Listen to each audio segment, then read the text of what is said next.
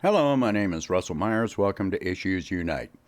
All right, I'm going to openly admit that the title to this is a little bit clickbaity, not entirely, but I'm going to start off this video reading from a couple of reports here.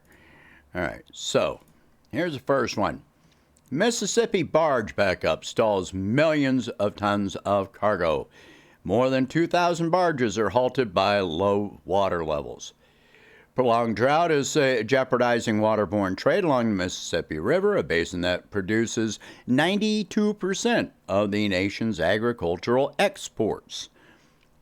As of Friday, the river was still closed near Stack Island, Mississippi. This is dated. When is this dated? I don't remember when this one is dated. But, no, October 7th. All right. As of Friday, the river was still closed near Stack Island, Mississippi and Memphis, Tennessee. That has resulted in a backup of more than 2,000 barges at various points, according to the U.S. Coast Guard. Dredging activities are currently paused, and officials plan to reopen the waterway with restrictions when it has been determined safe to do so. The drying Mississippi is reminiscent of this summer's transportation woes on the Rhine River, and both are functions of a northern hemisphere drought worsened considerably by climate change. Drought and root level soil this summer was roughly 20 times more likely north of the tropics, according to a report this week by World Weather Attribution, a scientific research group. The drought caused rivers to dry up around the hemisphere and caused particular harm in Western Europe, where summer crop yields plummeted. All right, a prolonged disruption will have heavy implications for the U.S. economy. Barge transport is cheaper than rail and truck and has a smaller environmental impact. Delays mean coal shipments to fire power plants may not reach their destinations in a timely fashion, potentially raising electricity costs for customers. It also means more traffic gridlock on U.S. highways and higher costs at the gasoline pump. One hopper barge carries as much dry cargo as 16 rail cars or 70 trucks, so one 15-barge tow keeps 1,050 trucks off the highways. Barges move liquids effectively, too. One tank barge moves as much as 46 rail cars or 144 trucks, according to the Upper Mississippi Waterway Association. A spike in trucker demand comes at an inopportune time. The September jobs report showed a sizable decline in truck transportation payrolls. Aside from a pandemic-related plunge in April 2020, the 11,400 slump last month was the largest since 2009. All right, here's another article. Barges hit bottom of Mississippi River as water levels approach historic low. This one is dated October 12th, and nothing has been reported to have changed since then. A river gauge at Osceola, Arkansas, 35 miles north of Memphis, Tennessee, reported a water level of 8.8 feet below what is considered low stage on Wednesday, October 12th, the fourth lowest water level at the location since record-keeping began in 1927. At least 8 barges ran aground earlier in the month due to low water levels, according to the Associated Press. The commerce on the Mississippi River accounts for 92% of the country's agricultural exports, 60% of all grain exports, and 78% of all feed grains, soybeans, and livestock exports. Barges can still navigate down the river, but they may be loaded with fewer goods in order to keep afloat in shallow water. However, this means that the shipping method is less efficient, ultimately leading to higher costs. We're seeing well in excess of over 100% increase in the cost of barge freight now versus the same period last year.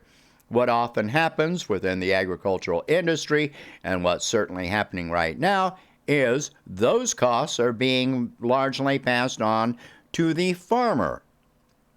How's that passed on to the farmer? Well, in the form of a lower price that those farmers are offered at the point of sale. So that hits our farmers, it hits consumers, and yet that's even these are always stated in economic terms. But let me put this in another way. I've been talking about the risk of famine for quite some time, and here we go with this. East Africa hunger crisis is likely to lead to one death every 36 seconds, Oxfam warns. After 4 consecutive failed rainy seasons, harvests in Africa have become so barren that one person is likely to die every 36 seconds from hunger, according to a new report about food insecurity in the region. Conditions are deteriorating so fast across Somalia, Ethiopia, and Kenya that human rights experts say it's the worst hunger crisis in the region's history, with little relief in sight. And an estimated 31 million people across the 3 countries are facing some level of acute food insecurity, while 11 million are expected to face high levels of insecurity, which means they are in dire need of food assistance. According to the latest data, at least 6 million children face or are already suffering acute malnutrition. Without adequate food and water at their disposal, millions of people in the region are in survival mode. Food costs have sometimes doubled and often tripled in recent months. More than 1 million people have abandoned their homes in search of nourishment and pasture for animals in dire circumstances. Adults are going days without food in lieu of feeding their children and animals, and education has become an afterthought for many communities, which will have a long-lasting impact. So, a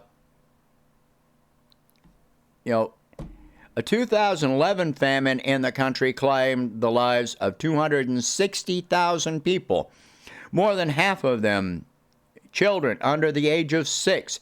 Experts fear this drought will result in many more fatalities, meaning more than the 2011 famine. So that is something that I have been warning about. Never mind, and I've been talking about the fact that there are hundreds of grain ships that, under the Ukraine grain agreement, hundreds, over 200 ships, many of whom were supposed to go to poor countries. And yet, out of over 200, maybe 8 have gone to poor countries. The rest of them have gone to wealthy countries like Europe. And in some cases, Europe is turning it into biofuel.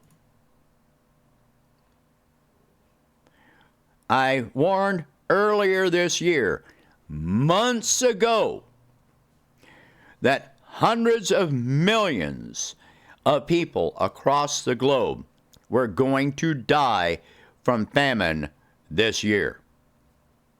Now, this drought, the earliest that it might let up is March or April of next year, which means the first crop wouldn't come along until June if there's rain. That's if there's rain.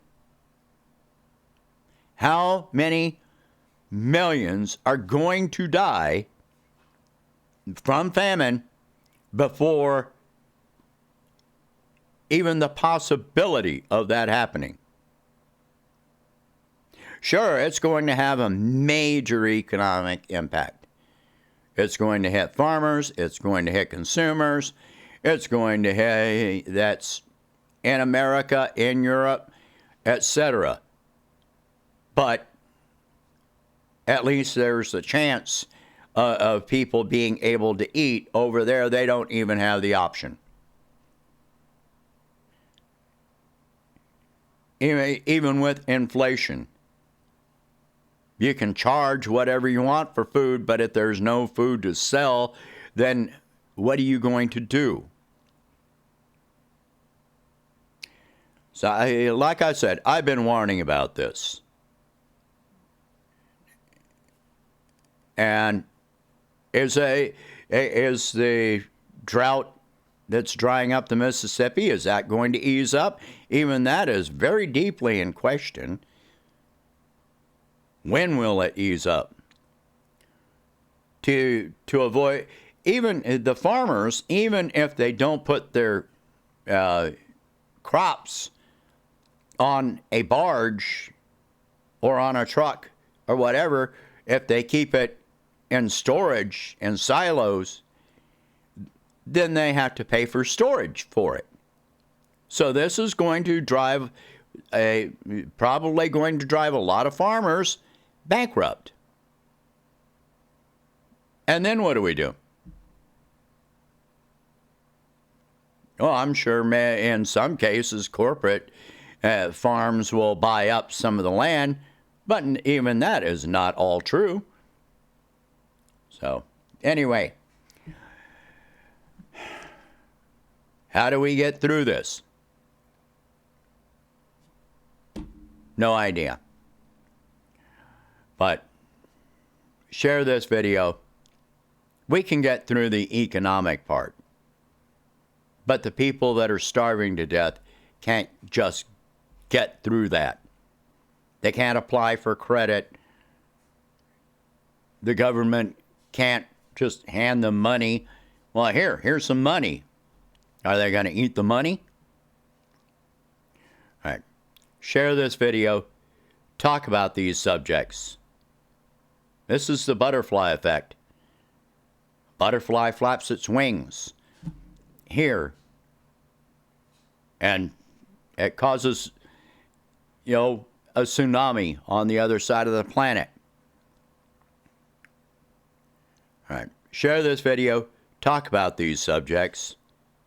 If you can afford it, please donate whatever you can to help expand this channel and my presidential campaign. And I will catch you in the next one. Thank you for watching. Have a good evening.